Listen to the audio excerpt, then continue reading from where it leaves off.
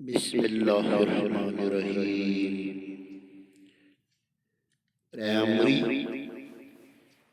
اور 5ویں درجے کی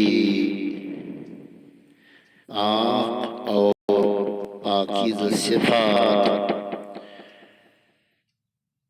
پروانِ شمع علم و ادب۔ السلام علیکم، آداب۔ آج ہم درس تدریس کے سلسلے میں ایک منظور کلام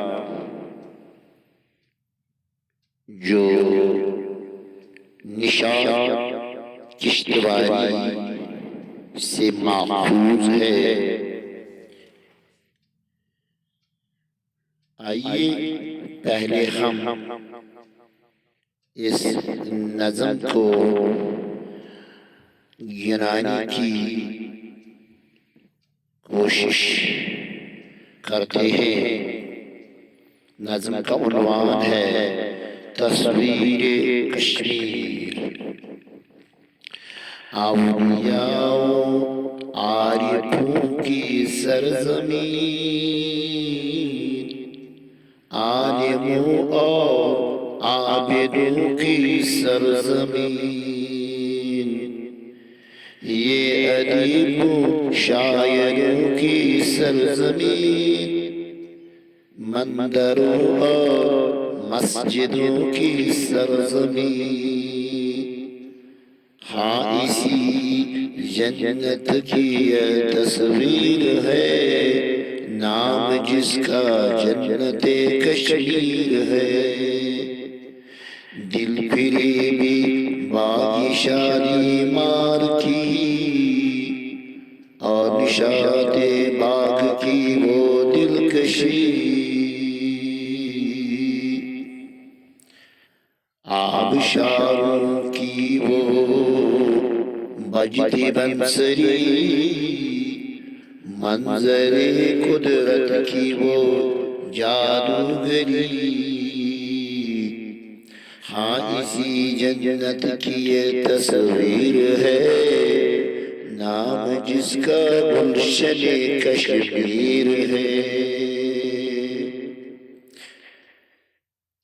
دیکھیے گلمرگ کی کیا شان ہے، چشم گردوں دیکھ کر حیران ہے۔ وادی کشمیر کی وہ جان ہے، ایک سراپا حسن وہ میدان ہے۔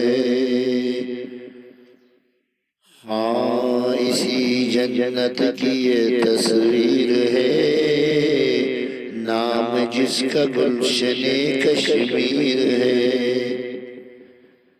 ہاں چناروں کی وہ شان دلربا، اور وہ صنوبر کی فضا، جھیل ڈل کی ہے کنول خوشنما، کشتیوں کا بھی نظارہ ہے جدا۔ ہاں اسی جنت کی یہ تصویر ہے، نام جس کا گلشن کشمیر ہے۔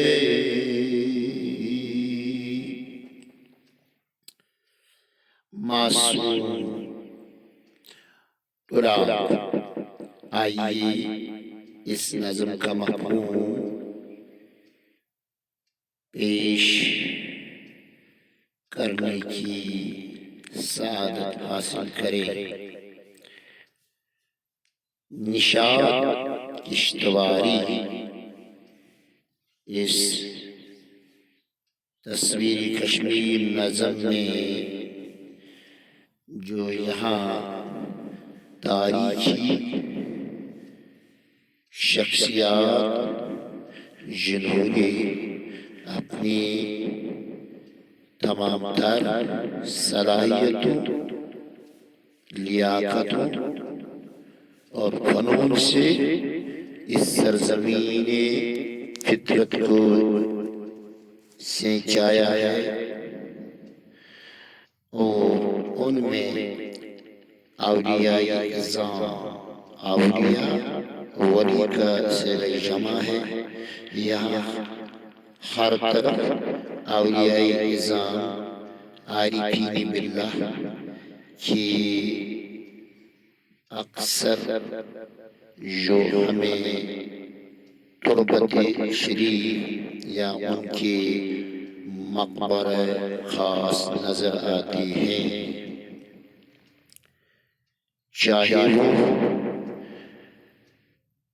حضرت شاہ شرف الدین بلبل شاہ کشمیری یا سید السادات سالار اعظم میر سید علی حمدانی رحمہ اللہ تعالی علیہ، اور اس کے فرزند ارجمند میر محمد حمدانی، اور ان کی ہمراہ جتنے بھی سادات یہاں اس کشمیر کے چپہ چپہ میں اس وقت بھی قرار کیے ہوئے ہیں، زیر خاک یا کہ ادیب اور عالم ملا طاہر غنی کشمیری، حضرت شیخ یعقوب السرفی